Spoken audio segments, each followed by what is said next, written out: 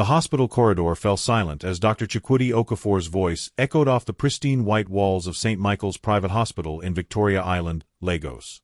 "You look unprofessional. Go home and fix yourself." Amara Nwosu stood frozen, her hand instinctively moving to her swollen belly beneath her nurse's uniform. 6 months pregnant, she had carefully ironed her scrubs that morning, tied her braids back neatly, and reported for her shift at the elite hospital where she'd worked for 5 years. The same hospital where her husband was the head of cardiology. What would you do if your own husband humiliated you at work while carrying his child? Hit like if you've ever been betrayed, and comment below where you're watching from. Chikwudi, what are you talking about? Amara's voice trembled as she noticed the other nurses and doctors slowing their pace, pretending not to stare. This was domestic betrayal playing out in the most public way possible. Dr. Okafor, tall, handsome, wearing his white coat like armor, didn't even look at her directly. His eyes remained fixed on his tablet. "Your uniform is tight. Your appearance reflects poorly on this department. On me. I can't have my team looking like that." The words hit harder than any physical blow. Amara had let out her uniform twice already to accommodate her growing pregnancy. She followed every hospital protocol. But now, in front of colleagues who respected her, her own husband was reducing her to an embarrassment. "I'm pregnant with your child," she whispered, stepping closer. "Which is exactly why you should be home resting, not waddling around my hospital making patients uncomfortable." His voice carried the cold efficiency he used when discussing failed procedures. "Take a leave of absence. Effective immediately." Mrs. Adeyemi, the senior matron, touched Amara's shoulder gently. "Dr. Okafor, Nurse Nwosu's performance has been exemplary. Perhaps we should discuss this privately." "I'm the head of this department," Chikwudi cut her off. "My decision is final. Amara, collect your things." The cheating spouse, the emotional manipulation, it was all crashing down on her at once. But it was what Amara saw next that made her blood run cold. As Chikwudi turned to walk away, his phone screen lit up with a message. Even from where she stood, Amara could see the preview. "Can't wait for tonight, baby. Room 304 like always. Z. Room 304. The VIP suite on the top floor." Her hands began to shake. The infidelity in marriage she'd suspected for months, the late nights, the sudden business trips to Abuja, the way he flinched when she touched him, it was real. And it was happening right here, in the hospital where they both worked. "Who is Z?" The question escaped before she could stop it. Chikwudi froze mid-step. Slowly, he turned back to face her, and for the first time that day, she saw real emotion in his eyes. Fear. "What did you say?" "Room 304. Who is Z?" Amara's voice grew stronger despite the tears threatening to spill. "How long has this been going on?" The corridor had gone completely silent. Even the usual beeping of monitors seemed to pause. Other staff members stood motionless, witnessing this African marriage drama unfold in real time. Chikwudi's jaw tightened. He stepped closer, lowering his voice to a dangerous whisper only she could hear. "Go home, Amara. Before you embarrass yourself further. Before you lose more than just your job." It was a threat. A clear, unmistakable threat. But Amara had spent 5 years building her reputation at St. Michael's. She'd worked double shifts to help pay for Chikwudi's fellowship abroad.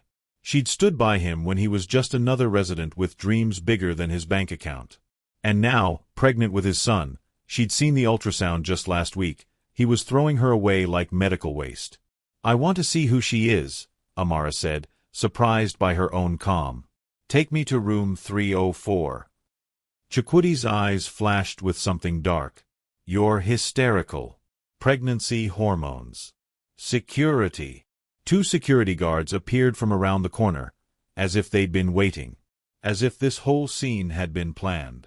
"Escort Nurse Nwosu off the premises," Chikwudi ordered. "She's been terminated for insubordination and unprofessional conduct." The public disgrace was complete. Amara felt hands on her arms, gentle but firm, as the guards began to lead her away. She didn't resist. Couldn't resist.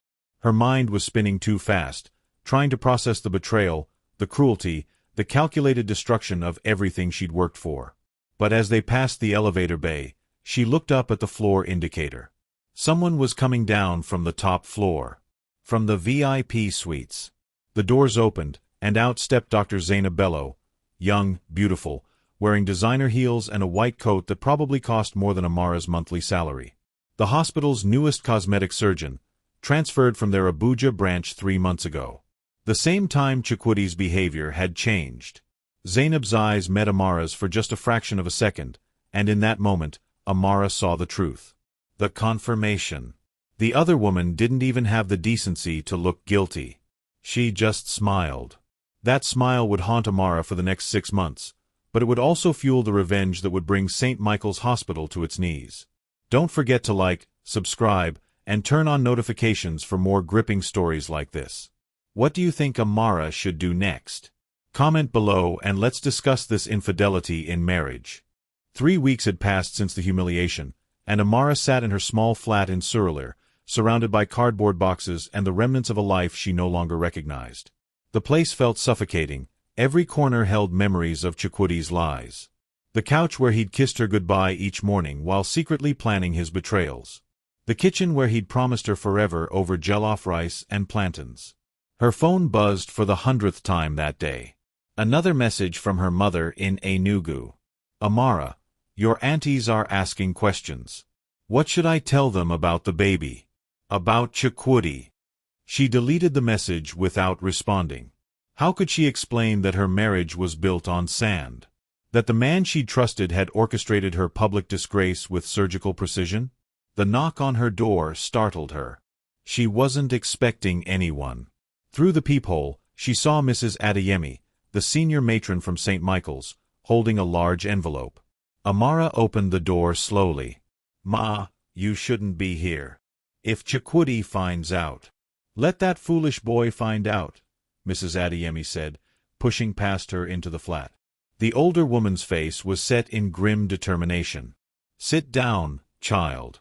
We need to talk about what's really happening at that hospital. Amara's heart raced as she lowered herself onto the couch, her belly making the movement awkward. The baby kicked, as if sensing her anxiety. Mrs. Adeyemi opened the envelope and spread several documents across the coffee table. Bank statements. Transfer records. Email printouts.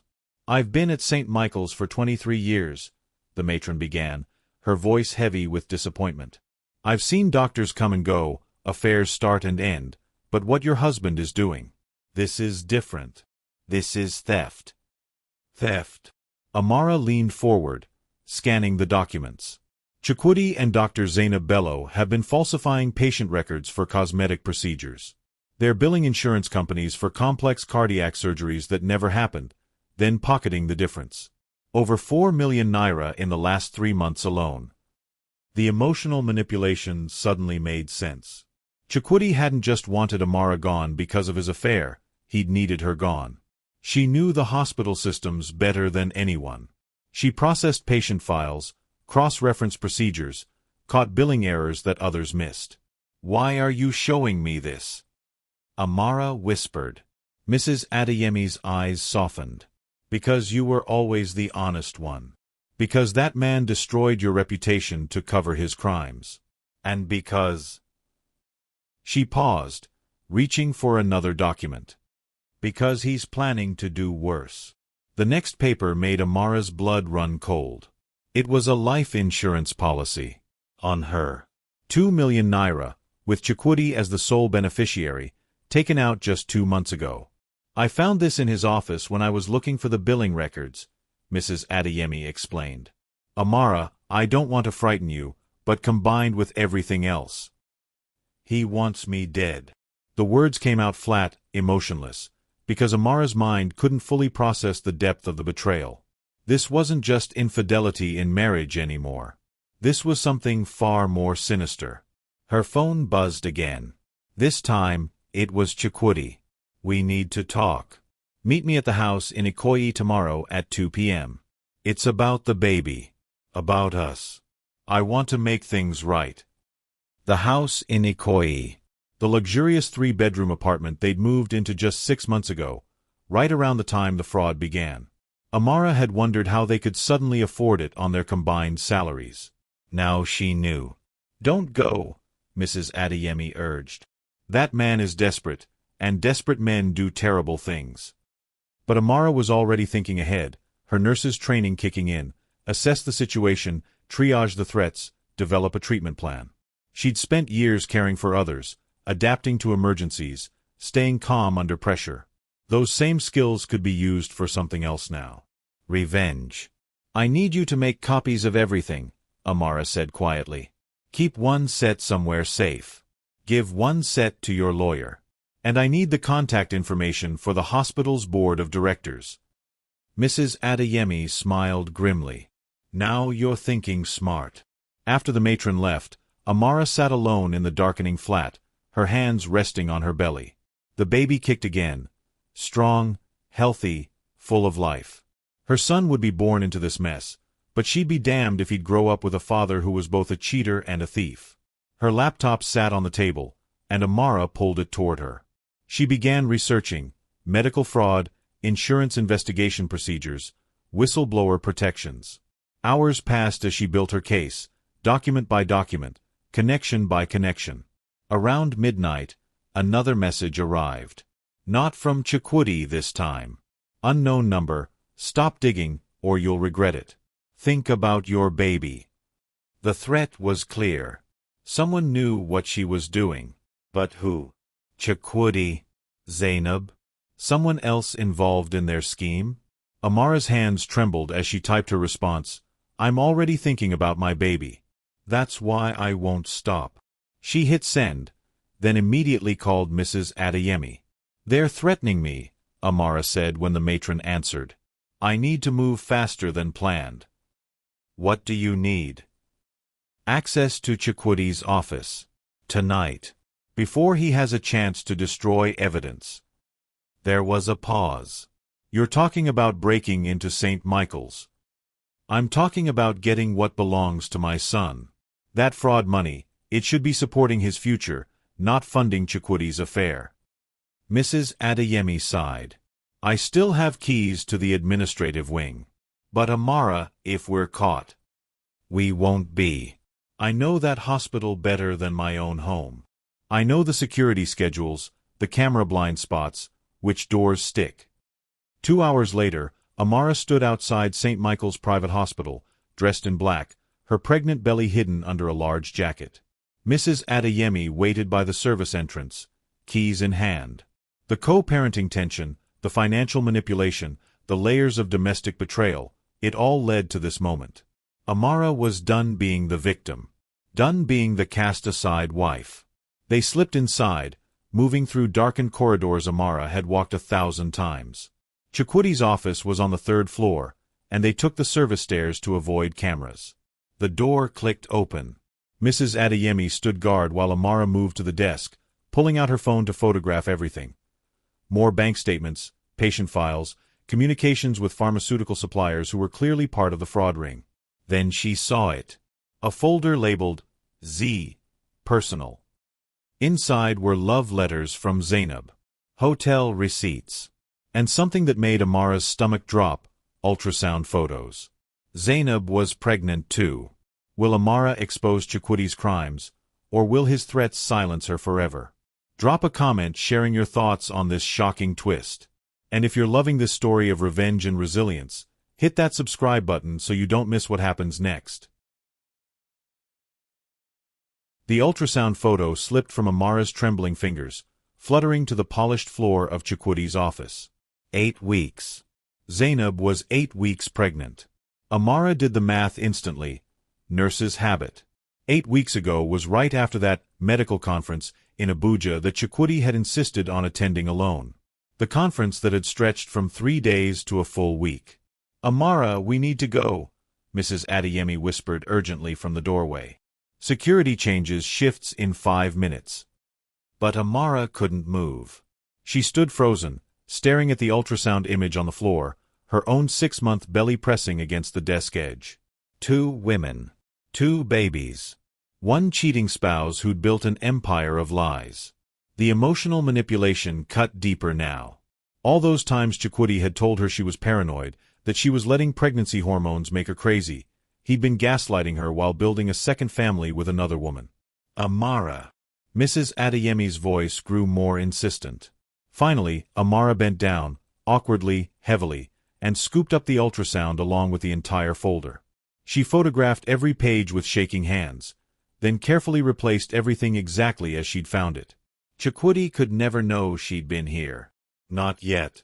They made it out through the service entrance just as the new security guard rounded the corner for his rounds. Mrs. Adeyemi drove Amara back to Suralire in tense silence, both women processing what they discovered. "What will you do?"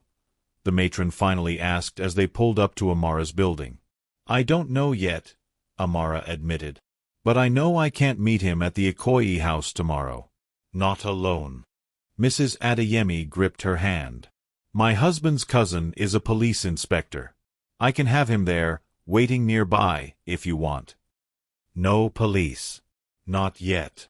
Amara's mind was racing, forming a plan that was both terrifying and exhilarating. "I need to record him admitting what he's done. Get him to confess on tape. Without that, it's my word against his, and we both know whose word the hospital board will believe.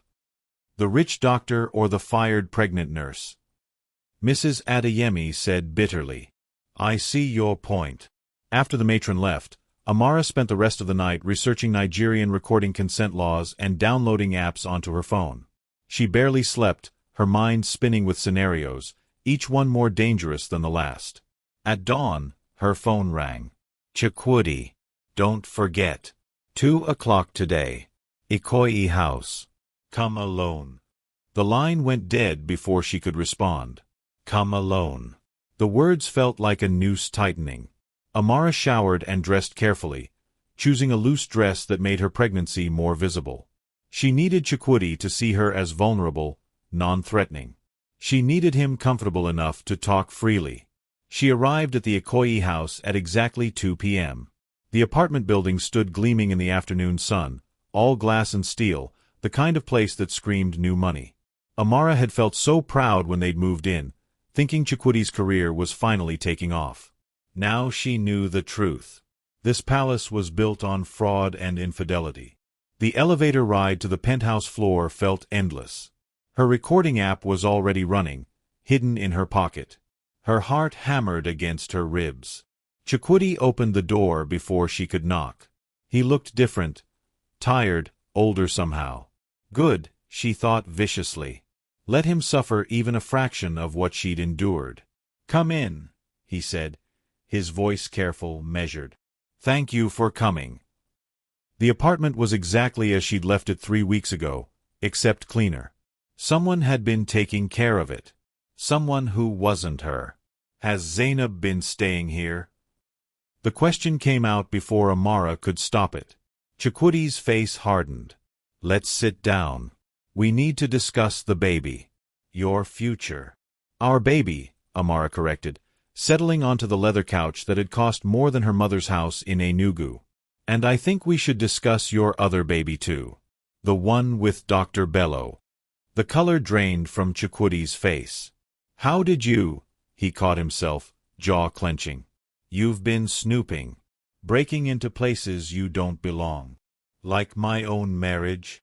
Amara kept her voice steady, though her pulse raced. "My own home." "Tell me, Chakwoody, when were you planning to mention that you got your mistress pregnant? Before or after you convinced me to sign away my rights to this apartment?" His eyes flickered to the papers on the coffee table. Divorce documents. Property settlement agreements. All heavily weighted in his favor. "I'm trying to be civilized about this," Chakwoody said, his tone growing cold, the same tone he'd used when firing her in front of the entire hospital. "You sign these papers, you get a settlement. Enough to raise the baby comfortably. We can arrange visitation." "Co-parenting with a criminal?" Amara interrupted. "That's an interesting arrangement."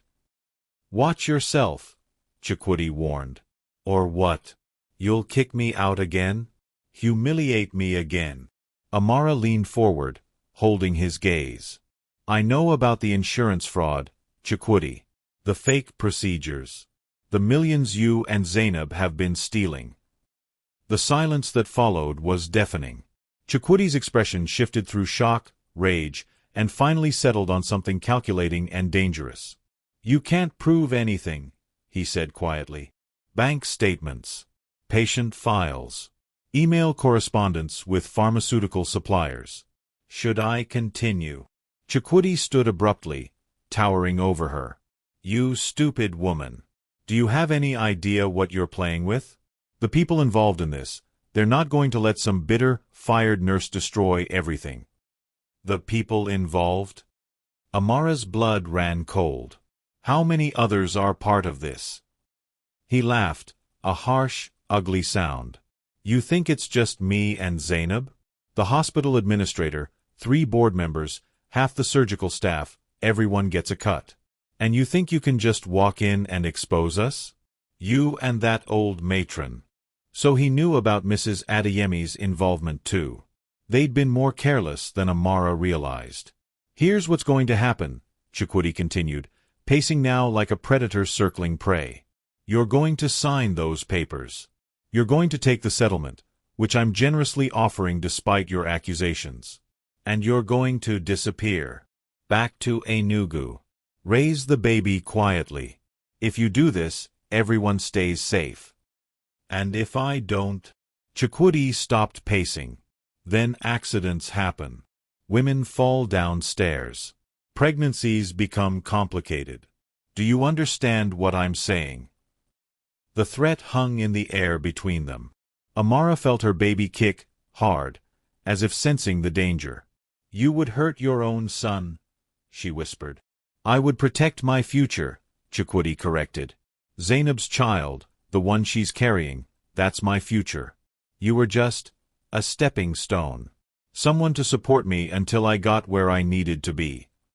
The domestic betrayal was complete. He'd used her. Used her salary, her connections, her reputation. And now he was threatening her life, their child's life, to keep his crimes hidden. Amara stood slowly, her hand instinctively protective over her belly. I need time to think. You have until Friday, Chakwoody said.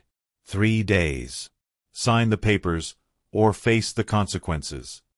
As Amara walked to the door, her phone still recording every word in her pocket, Chakwoody called out one last time. Oh, and Amara? That life insurance policy you probably found? Consider it motivation. Dead wives pay better than divorced ones. The casual cruelty of it, the way he could threaten her murder so matter-of-factly, made Amara's hands shake as she closed the door behind her. She made it to the elevator before her legs gave out. She slumped against the wall, breathing hard, her baby kicking frantically inside her as if trying to escape the nightmare they'd stumbled into. But Amara had what she needed. His confession. His threats. His admission that this fraud ring went all the way to the hospital's board of directors. The question was, who could she trust with this information? If the corruption ran as deep as Chakwoody claimed, going to the hospital board would be suicide. The police might be compromised too.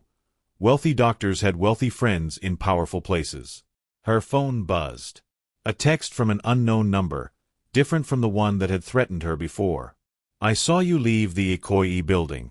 I know what Chakwoody is doing. I can help. Meet me at Yellow Chili Restaurant in Lekki, 8 p.m. tonight. Come alone, or I'll assume you're working with him. A friend. Who is this mysterious friend, and can Amara trust them? What would you do in her situation? Meet the stranger or go straight to the authorities? Drop your thoughts in the comments, and don't forget to share this story with anyone who loves tales of revenge and resilience. Amara sat in a corner booth at Yellow Chili Restaurant, her hands wrapped around a glass of Chapman that she hadn't touched. The restaurant hummed with the usual Lekki evening crowd, young professionals, couples on dates, business deals happening over plates of pepper soup and suya. Normal life continuing while hers crumbled. 8 o'clock came and went. Then 8:15. Amara's nerves stretched tighter with each passing minute. Maybe this was a trap. Maybe Chakwoody had sent someone to Amara Nwosu. She looked up to find a woman in her late 50s standing beside the table. Elegant, wearing traditional iro and buba in deep purple, her gray locks styled in an elaborate updo. There was something familiar about her face, though Amara couldn't place it. "I'm Chief Mrs. Olabisi Adagok," the woman said, sliding into the booth across from Amara without waiting for an invitation. "And before you panic, I'm not here to hurt you. I'm here because Chukwudi Okafor destroyed my daughter's life 2 years ago." Amara's breath caught. "Your daughter?" Ngozi. She was a pediatric nurse at St. Michael's. Chief Mrs. Adagok's voice remained steady, but pain flickered in her eyes. "Brilliant girl. Top of her class. She had the misfortune of catching your husband's attention before he married you." The waiter approached, but Chief Mrs. Adagok waved him away with practiced authority. This was a woman accustomed to being obeyed. "Ngozi got pregnant," she continued. "Chukwudi promised to marry her, then convinced her to have an abortion. Said it would damage both their careers. The procedure went wrong, illegal clinic, on sterile conditions. My daughter nearly died from sepsis." Amara felt sick. "I never knew. When I met Chukwudi, he said he'd never been serious with anyone before. Men like him are excellent liars." Chief Mrs. Adagok pulled out her phone, showing Amara photos of a beautiful young woman in a hospital bed, pale and weak. "Ngozi survived, but she can never have children now. And when she tried to report what happened, Chukwudi threatened her. Said he'd destroy her nursing license, ruin her reputation. She left Lagos entirely. Lives in London now, works in a care home. Afraid to return to medicine." The pattern of domestic betrayal and emotional manipulation stretched back further than Amara had imagined. She wasn't Chukwudi's first victim, just his most recent. "How did you know I'd be at the Ikoyi building?" Amara asked. "I've been watching your husband for 2 years, waiting for him to make a mistake. When I heard about what he did to you at the hospital, firing you publicly while you're pregnant, I knew he was getting careless." Arrogant. Chief Mrs. Adagok leaned forward. "I have resources, Amara. Money, connections, investigators. I've been building a case against him, but I needed someone on the inside. Someone with access to current records. Mrs. Adeyemi already gave me documents about the insurance fraud. The fraud is just the beginning." Chief Mrs. Adagok pulled out a tablet, swiping through files. "Chukwudi is part of a medical trafficking ring. They identify wealthy patients with rare conditions, then deliberately misdiagnose or delay treatment until the patients are desperate enough to pay for black market organs." Amara's blood ran cold. "That's murder. 4 patients have died in the last 18 months.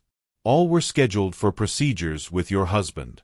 All had significant life insurance policies. And all their families received massive hospital bills before the bodies were even cold." The waiter returned, more insistent this time. Chief Mrs. Adagok ordered akara and plantain without looking at the menu, then waited until he left before continuing. "I have investigators in South Africa, Kenya, Ghana, tracking the organ trafficking network. But the Nigerian authorities won't move without ironclad evidence. That's where you come in." "Me?" Amara shook her head. "I'm just a nurse. A fired, pregnant nurse that nobody will believe." "You're the wife. You have access to his home, his personal files, his computers."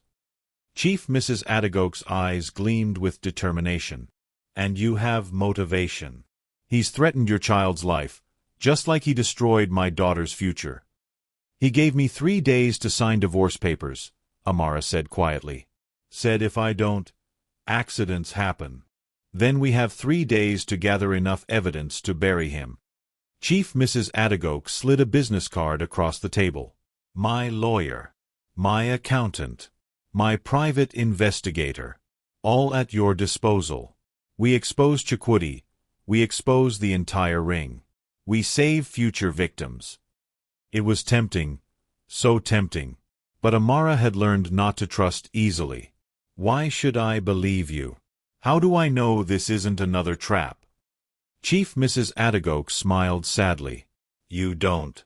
But I'll tell you what I told my daughter before she left Lagos. Sometimes the only way to stop monsters is to become more monstrous than they are." Not in cruelty, in strategy, in patience, in the willingness to risk everything for justice. She stood to leave, straightening her elegant wrapper. Think about it tonight. Tomorrow morning, I'm meeting with a contact at the Nigerian Medical Association. If you want to join the fight, call me before 9 a.m. If not, I'll understand. But know this, Chukwudi Okafor won't stop with you. There will be other women, other babies threatened, other lives destroyed. After Chief Mrs. Adegoke left, Amara sat alone with her untouched Chapman and a head full of dangerous possibilities. Her phone buzzed, Mrs. Adeyemi checking in, making sure she'd survived the mysterious meeting. Amara texted back that she was fine, but her mind was far from fine. It was racing through options, calculating risks, weighing the cost of revenge against the cost of silence. She took a taxi back to Surulere, exhaustion settling into her bones. The baby was quiet now, as if sensing his mother needed rest. Inside her flat, Amara locked the door, checked the windows, and pulled the recording of Chukwudi's confession from her phone. She listened to it 3 times, her anger building with each replay. Dead wives pay better than divorced ones. How could she have married such a monster? How had she missed the signs?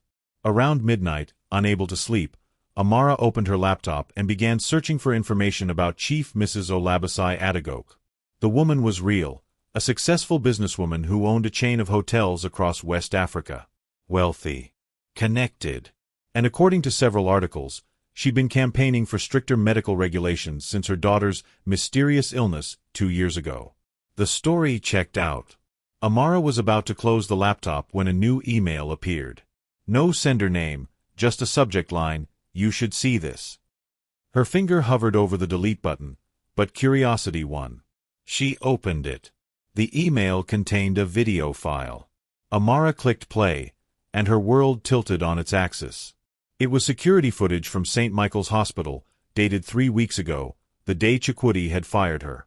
But this footage was from a different angle, showing what happened after the security guards escorted her away. Chukwudi and Zainab, standing close together in an empty corridor, laughing. Then Zainab saying clearly, "Phase 1 complete. Now we just need her to sign the papers, and the insurance payout is ours." Chukwudi's response, "Don't worry. I've got everything handled. By next month, we'll have enough money to leave Nigeria entirely. Start fresh in Dubai. No trail, no evidence, no pregnant wife in the way." The video ended. Amara's hands shook so badly she nearly dropped the laptop. They'd planned this. All of it. The public humiliation wasn't just cruelty, it was strategy.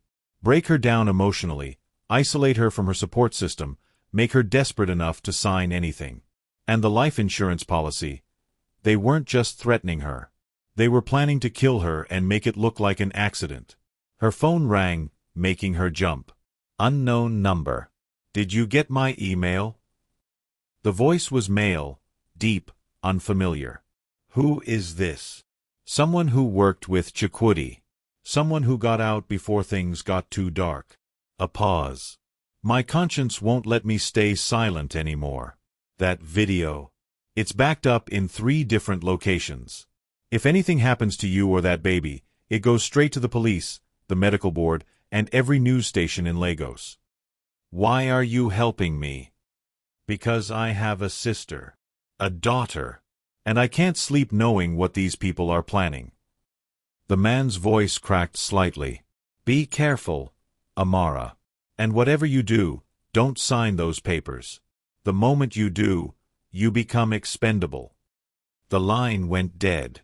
Amara sat in the darkness of her flat, the video still frozen on her laptop screen, her baby finally kicking again. Strong, insistent, alive. She thought about Chief Mrs. Adegoke's offer.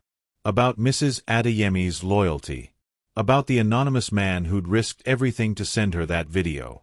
She thought about her son, growing inside her, innocent and unaware of the evil surrounding him. Then she picked up her phone and typed a message to Chief Mrs. Adegoke, "I'm in. Let's destroy him." Amara has chosen revenge, but has she made the right decision? With enemies on all sides and her baby's life on the line, Can she survive long enough to expose the truth? Hit that like button if you're rooting for her, and subscribe so you don't miss the explosive next chapter. The Nigerian Medical Association headquarters sat in the heart of Abuja, a towering glass structure that reflected the morning sun like a warning. Amara adjusted her maternity dress for the third time, her palms sweating despite the car's air conditioning. "Relax," Chief Mrs. Adegoke said from the driver's seat of her sleek Mercedes. "Dr. Emeka Okonkwo has been trying to clean up medical corruption for a decade. If anyone will listen, it's him." They'd flown to Abuja at dawn, Amara using a fake name at the airport, Chief Mrs. Adegoke's idea. "If Chukwudi knows you're here, he'll move the evidence," she'd warned. The infidelity in marriage had evolved into something far more sinister, a conspiracy that threatened Amara's very survival. Inside the building, they were escorted to a top-floor conference room where Dr. Okonkwo waited, a distinguished man in his 60s with steel-gray hair and sharp, intelligent eyes that missed nothing. "Chief Adegoke," he greeted warmly, then turned to Amara. "And you must be the brave young woman with evidence about St. Michael's Hospital." Brave. Amara didn't feel brave. She felt terrified. But she thought of her son, of Ngozi living in exile in London, of future victims, and she straightened her spine. "I have recordings," Amara said, pulling out her phone. "My husband, Dr. Chukwudi Okafor, admitting to insurance fraud, threatening my life, and discussing organ trafficking." Dr. Okonkwo's expression darkened as he listened to the audio. When Chukwudi's voice said, "Dead wives pay better than divorced ones," the Medical Association director's jaw clenched. "This is even worse than we suspected," he murmured. "We've had complaints about St. Michael's for months, but nothing concrete. Patients dying unexpectedly. Billing irregularities. But every time we investigated, the paperwork was perfect. Too perfect. Because they have people inside your organization," Chief Mrs. Adegoke said bluntly. "Board members on their payroll. That's why we came directly to you." Dr. Okonkwo nodded slowly. "I need to make some calls. But Mrs. Okafor, Amara, I have to warn you. Once we move on this, there's no going back. Your husband will know you're the source. Are you prepared for that?" Was she? Amara thought about the public disgrace at the hospital, the emotional manipulation, the threats against her unborn child. "I'm already in danger," she said quietly. "At least this way, I'm fighting back." "Good." Dr. Okonkwo stood. "Give me 24 hours. I'll coordinate with the Economic and Financial Crimes Commission and the police. We'll need you to wear a wire for your next interaction with your husband." Amara's phone buzzed. A text from an unknown number. "I know you're in Abuja. Bad mistake. Very bad." Her blood ran cold. She showed the message to Chief Mrs. Adegoke, whose face tightened with concern. "They're tracking you," the older woman said. "We need to move now, not in 24 hours. But before Dr. Okonkwo could respond, his secretary burst into the room, face pale. "Sir, there's been an incident at St. Michael's Hospital in Lagos. Mrs. Adeyemi, the senior matron, she's been hospitalized. They're saying she fell down the stairs."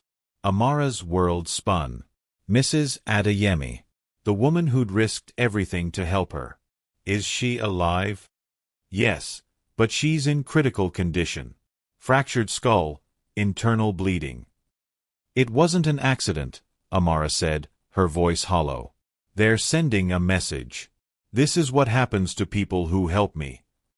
Chief Mrs. Adegoke gripped her hand. "We go to the police. Full disclosure. It's the only way to protect you and everyone else involved." The next few hours passed in a blur. Police statements. EFCC investigators. Amara handing over every piece of evidence, recordings, documents, the video footage of Chukwudi and Zainab planning her murder.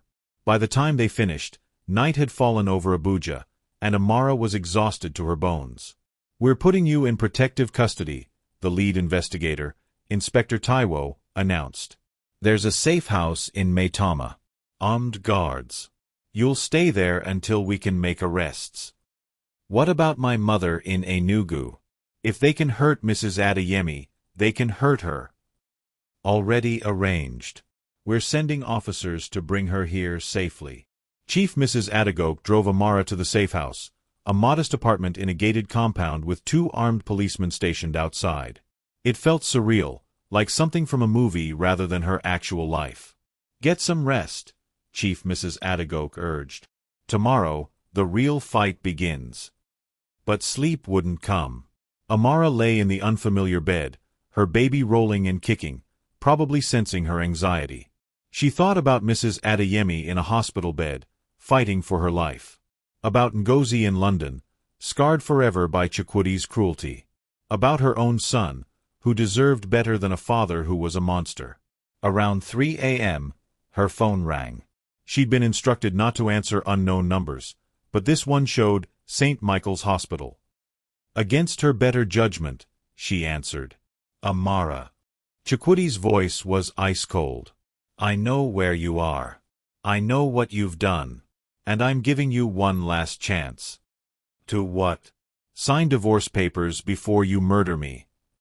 To think about your mother. Sweet woman, your mama.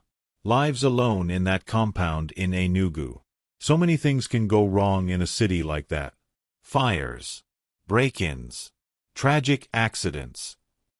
The police are already bringing her here. You can't touch her. Chukwudi laughed. The police?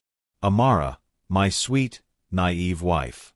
Do you really think some recordings and documents will stop this? I have friends in the EFCC. Friends in the judiciary. Friends everywhere that matters. Right now, your evidence is being reviewed by people on my payroll. Amara's heart sank. You're lying. Am I? Ask yourself why you haven't been given a panic button. Why there are only 2 guards outside instead of the usual 4 for protective custody. Why Inspector Taiwo seemed so interested in knowing exactly where you'd be staying.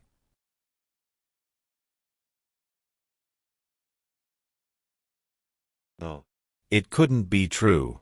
But doubt crept in, insidious and terrifying. The co-parenting conflict, the financial manipulation, the layers of corruption. How deep did it all go? What do you want? Amara whispered. Get on a plane. Tomorrow morning. Leave Nigeria. Go to Togo, Benin, anywhere. Take your mother and disappear. If you do this, I'll wire you money. Enough to raise the baby comfortably. You'll never hear from me again. And if I refuse? Then by this time tomorrow, you'll be dead. Not by my hand. I'm too smart for that. But accidents happen to women in protective custody. Gas leaks. Food poisoning. Such tragedies. He paused. Choose wisely, Amara. Choose life. The line went dead. Amara sat up, her mind racing. Was Chukwudi bluffing? Or was he right about the corruption running so deep that even her protective custody was compromised? She looked at the door, at the armed guards visible through the window. Were they protecting her or waiting for orders to eliminate her? A soft knock made her jump. Mrs. Okafor? Inspector Taiwo is here to see you. Says it's urgent. At 3 a.m.? Amara's instincts screamed danger. Tell him I'm sleeping. It can wait until morning. He says it can't wait. He's coming in. Amara heard the door unlock from the outside. They had keys to her supposedly secure room. She grabbed her phone, texting Chief Mrs. Adagoke frantically. Something's wrong. Inspector here at 3 a.m. Chukwudi called, said police are compromised. Help. Footsteps in the hallway. Getting closer. Amara looked around desperately for an escape route. The apartment was on the 3rd floor. Too high to jump, especially pregnant. The bathroom had a small window. The bedroom door opened. Inspector Taiwo stood there, his face unreadable in the dim light. Mrs. Okafor, we need to talk about your testimony. At 3 in the morning? I'm afraid there's been a development. Dr. Okonkwo from the Medical Association? He's been in an accident. Car crash on his way home from the office. He didn't survive. The room tilted. Dr. Okonkwo. Dead. just hours after she'd given him evidence. "You're wondering if it's connected," Inspector Taiwo said, stepping further into the room. "You're wondering if you can trust anyone. Smart woman." He closed the door behind him. Amara's hand moved to her belly protectively. "Stay away from me. Relax. I'm not here to hurt you." He pulled out his phone, showing her a photo of two young girls in school uniforms. "My daughters. 8 and 10. They go to school in Abuja. Walk the same route every day." Understanding dawned, cold and horrible. "He's threatening your family too. Dr. Okafor has reach you can't imagine. Money, power, connections in every institution that's supposed to protect people like us." Inspector Taiwo's voice was heavy with shame and fear. "I wanted to help you. I really did. But I can't sacrifice my children for justice. Can you understand that?" Before Amara could answer, her phone buzzed. "Chief Mrs. Adegoke. On my way. 10 minutes. Hold on." But 10 minutes might be 9 minutes too long. "What are you here to do?" Amara asked quietly. Inspector Taiwo looked at the floor. "Convince you to leave Nigeria. Tonight. There's a car downstairs. I'll take you to the airport myself. I'll make sure you and your mother get out safely. But you have to go now, and you can never come back. And if I refuse, then I can't protect you. And the next person who comes through that door won't be offering you a choice. Will Amara flee Nigeria to save her life, or stay and fight a battle that seems impossible to win? What would you do if corruption surrounded you on every side? Drop your thoughts below, and don't forget to subscribe for the next chapter of this gripping revenge story. The airport lights of Nnamdi Azikiwe International Airport blurred through Amara's tears as Inspector Taiwo's car pulled up to the departures terminal. Her mother, Mama Chioma, sat beside her in the back seat, silent and frightened, clutching a hastily packed bag. "Amara, tell me what's happening," her mother pleaded for the third time. "Why are we running in the middle of the night?" "I'll explain everything once we're safe, Mama. Please, just trust me." But were they safe? Or was this exactly what Chukwudi wanted? Amara fleeing like a criminal, abandoning her fight, disappearing into obscurity while he continued destroying lives. Inspector Taiwo handed her an envelope. "Flight tickets to Cotonou. From there you can go anywhere. Europe, America, wherever. There's also a bank card. $20,000. Untraceable." Amara stared at the envelope. Chukwudi's money. Does it matter where it comes from? It's enough to start over. To raise your son somewhere safe. Inspector Taiwo's eyes were haunted. "Please, Mrs. Okafor, take this gift and live." As Amara reached for the envelope, her phone buzzed. "Chief Mrs. Adegoke, don't get on that plane. It's a trap. The tickets are flagged. Immigration will arrest you the moment you try to board. Trust me." Amara's hand froze. She looked at Inspector Taiwo, really looked at him, and saw the guilt written plainly on his face. "You're not helping me escape," she said softly. "You're delivering me to them." Inspector Taiwo wouldn't meet her eyes.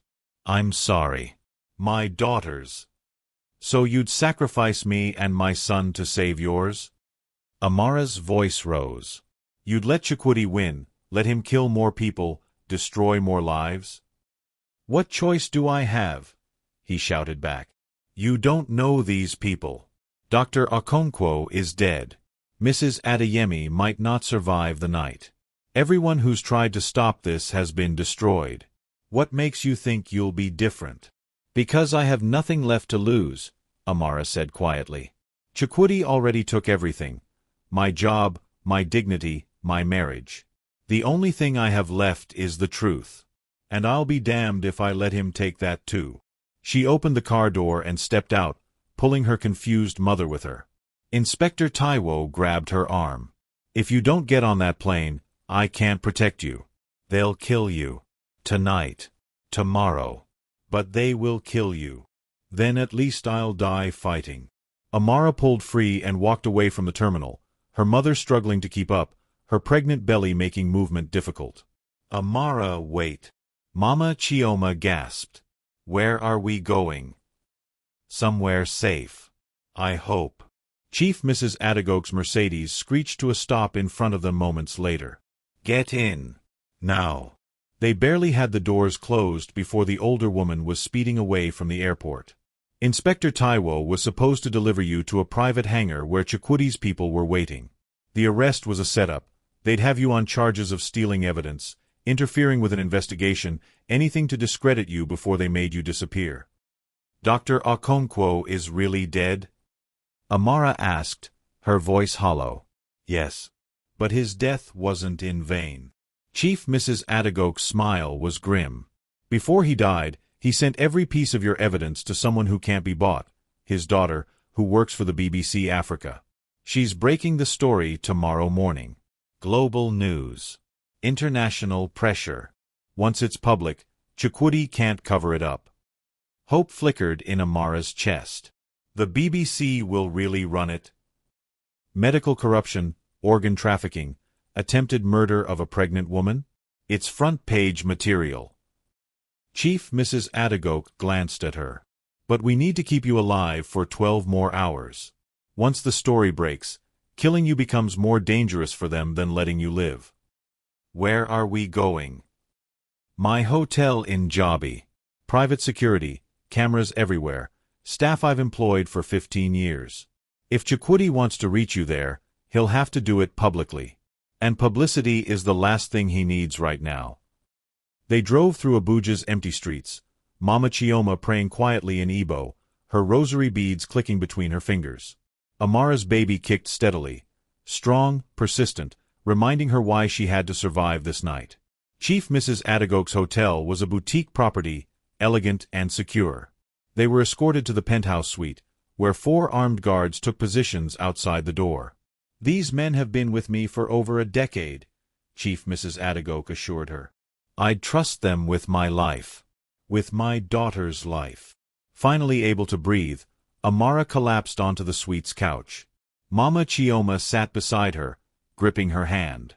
"My daughter. Tell me everything. No more secrets." So Amara did. The affair with Zainab. The insurance fraud.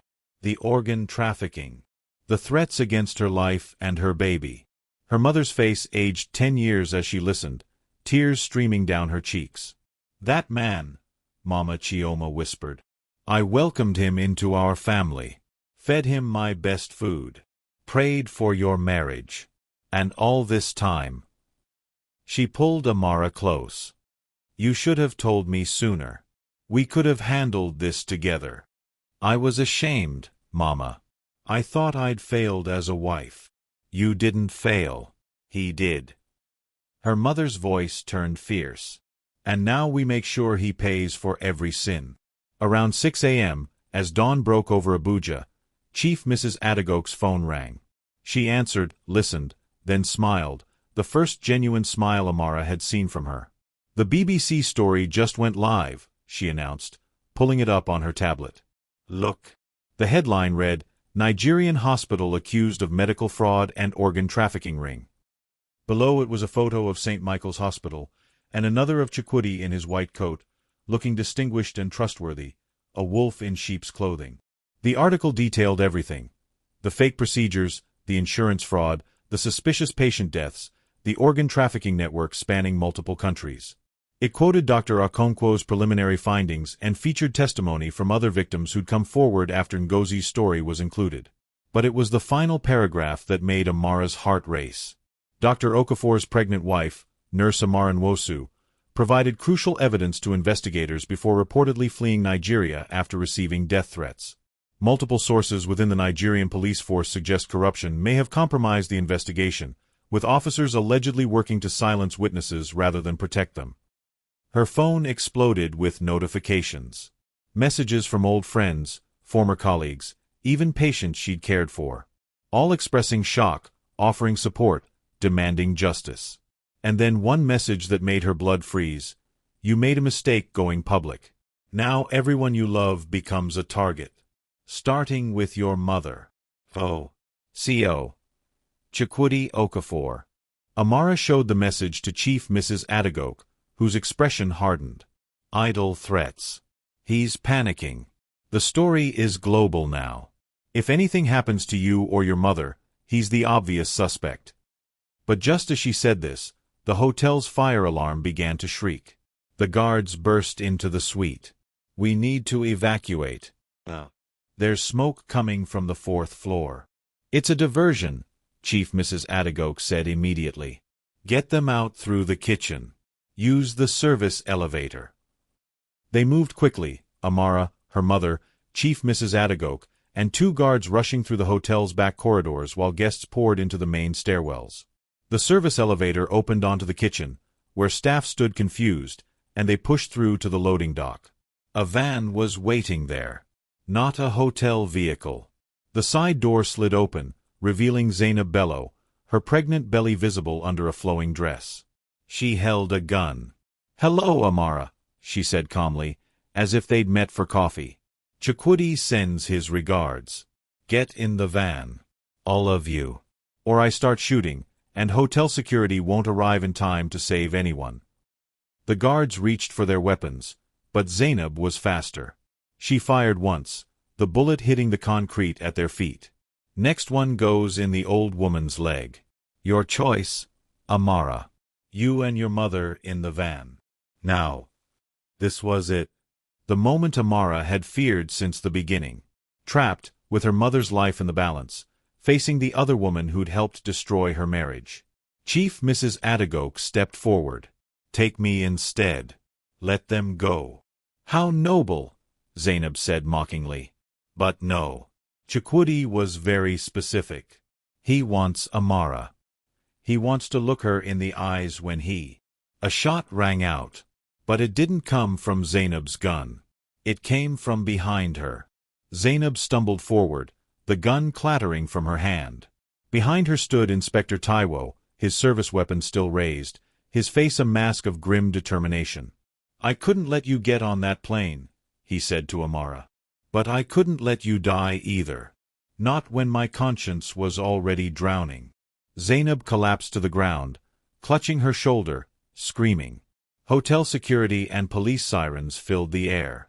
Within minutes, the loading dock was swarming with officers, real ones this time, not compromised. As they led Zainab away in handcuffs, she looked back at Amara with pure hatred.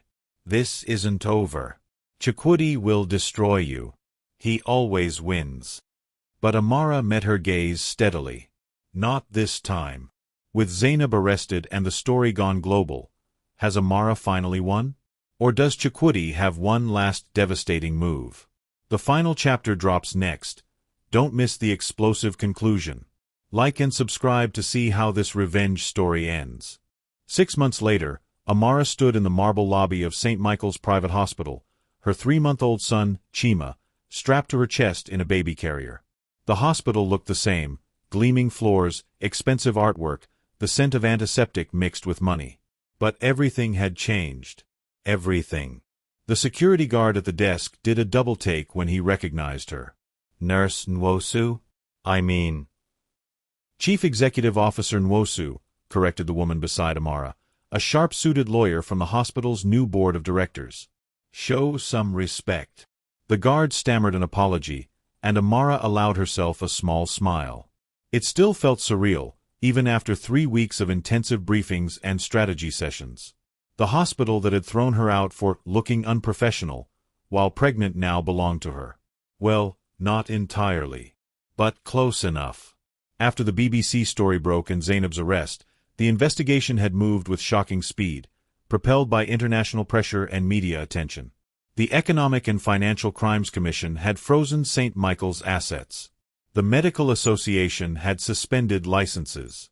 And the police, facing global scrutiny, had actually done their jobs.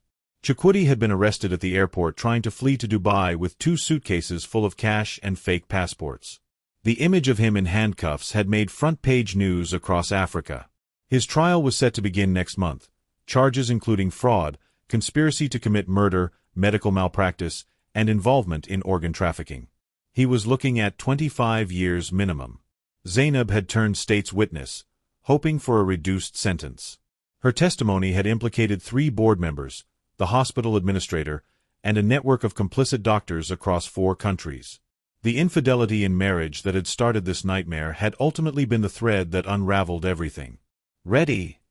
the lawyer asked. Amara kissed her son's soft head and nodded. "Ready." The emergency board meeting was being held in the executive conference room, the same room where decisions about her employment had once been made without her knowledge. Now she sat at the head of the table, 20 faces turned toward her with varying degrees of curiosity, skepticism, and respect. "Ladies and gentlemen," the interim board chairman began, "I present Chief Executive Officer Amara Nwosu, appointed by the new ownership group following the hospital's restructuring." The new ownership group was a coalition led by Chief Mrs. Adagoke, who'd purchased St. Michael's at a bankruptcy auction. She'd immediately installed Amara as CEO, a move that had shocked everyone except those who understood the poetic justice of it. "Thank you," Amara said, standing despite her nerves. Chima stirred against her chest, and she adjusted him gently before continuing. "I know my appointment is unconventional. 6 months ago, I was escorted out of this building while pregnant and humiliated. Today, I'm responsible for its future. Some of you think this is revenge. It's not." She pulled up a presentation on the screen behind her. "This is accountability. This hospital was built on corruption and exploitation. We're going to rebuild it on integrity and patient care. Starting with these changes." For the next hour, Amara outlined her vision: comprehensive ethics training for all staff, transparent billing practices, a patient advocacy program, and partnerships with medical schools to attract young, idealistic doctors who still believed in doing no harm. Some board members nodded approvingly. Others looked uncomfortable, particularly those who'd been complicit in the old regime but had escaped criminal charges. "This will cost money," one of them objected. "Money the hospital doesn't have after the scandal." "We have investors," Amara replied calmly. "Ethical investors who believe a hospital should heal people, not exploit them. Chief Adagoke has already committed 5 million naira. We have commitments from others, including international medical charities who want to use us as a model for reform." After the meeting, as Amara walked through the hospital corridors with her lawyer and Chief Mrs. Adagoke, she encountered Mrs. Adeyemi. The senior matron had survived her fall down the stairs, though she now walked with a cane and had retired from active duty. "Madam CEO," Mrs. Adeyemi said with a warm smile.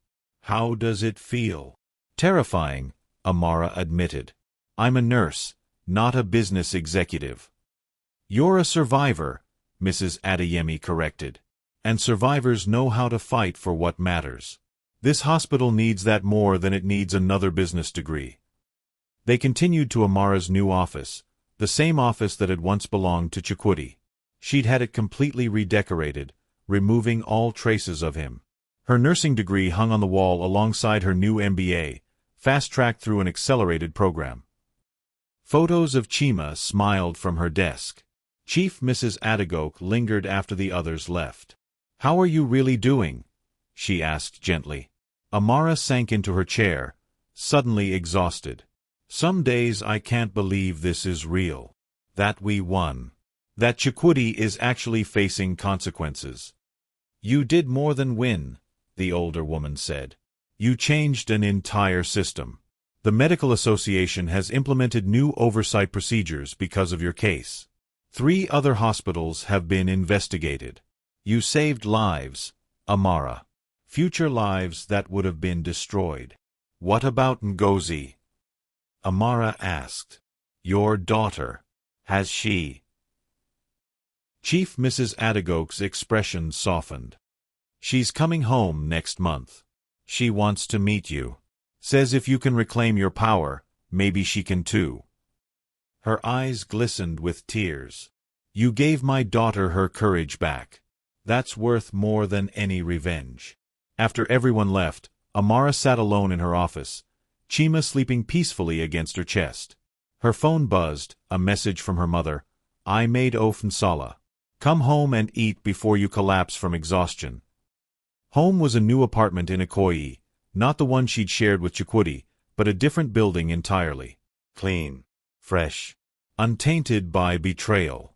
Mama Chioma had moved from Enugu to help with the baby, and their small family was slowly healing. As Amara gathered her things to leave, she noticed an envelope on her desk marked, "Personal." Inside was a letter, and she recognized the handwriting immediately. Chikwudi. Her hands shook as she unfolded the paper. Amara.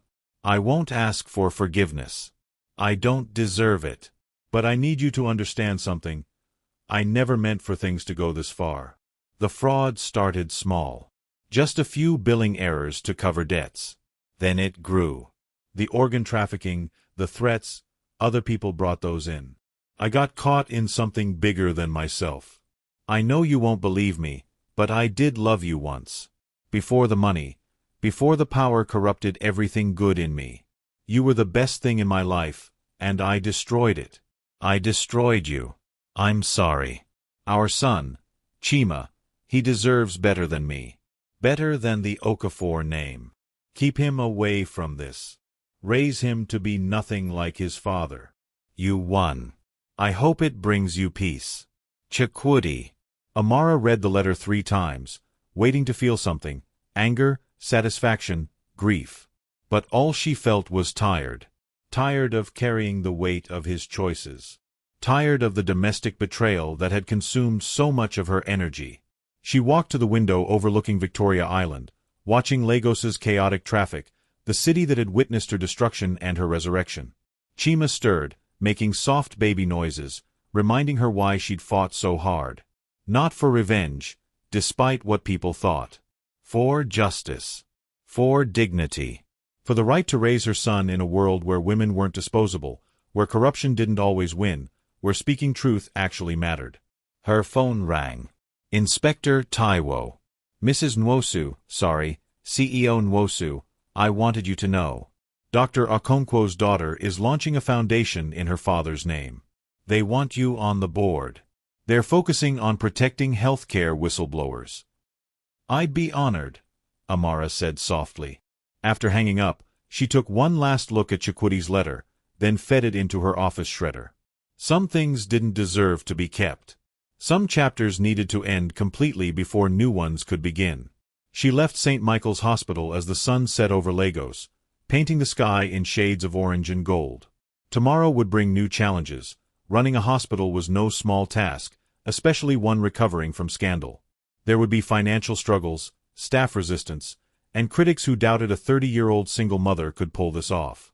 But Amara had learned something in the past 6 months. She was stronger than she'd ever imagined. The emotional manipulation, the public disgrace, the threats against her life, she'd survived all of it. Not just survived, triumphed. Her phone buzzed one more time. A message from an unknown number.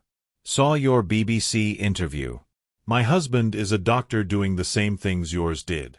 I don't know if I'm brave enough to speak up. But seeing what you did, maybe I can be. Thank you for showing us how to fight back. A friend. Amara smiled through sudden tears. This was why it mattered. Not revenge, but revolution. One woman finding her voice could help another woman find hers. And another. And another. She typed back, "You're braver than you know. When you're ready to fight, I'll help you. You're not alone." As she drove home to her mother and her son, Amara thought about the nurse who'd been kicked out 6 months ago for looking unprofessional. That woman had been broken, defeated, convinced she'd lost everything. She'd been wrong. She hadn't lost everything. She'd lost everything that was fake, a fraudulent marriage, a corrupt workplace, the illusion of safety in silence. And in losing those things, she'd found something far more valuable, herself. The woman who returned as CEO wasn't the same woman who'd been thrown out. She was stronger, wiser, and absolutely certain of her worth. She was a mother protecting her son's future. A whistleblower who'd changed a system. A survivor who'd become a leader. She was Amara Nwosu. And she was just getting started. Thank you for following Amara's incredible journey from betrayal to triumph. This story proves that even in our darkest moments, we have the power to rise again. If this story touched your heart, please like, share, and subscribe to Echoes of Africa for more powerful tales of resilience and revenge. Comment below. What was your favorite moment in Amara's story? And what story should we tell next? Remember, you're stronger than any betrayal. You're never alone. Until next time, keep fighting for your truth.